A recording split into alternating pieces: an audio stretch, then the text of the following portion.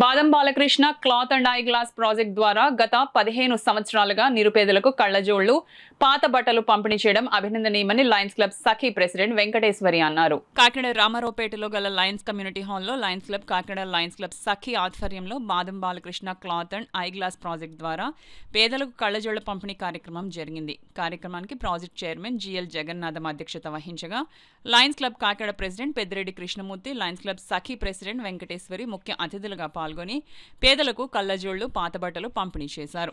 ఈ సందర్భంగా సఖీ ప్రెసిడెంట్ వెంకటేశ్వరి మీడియాతో మాట్లాడారు.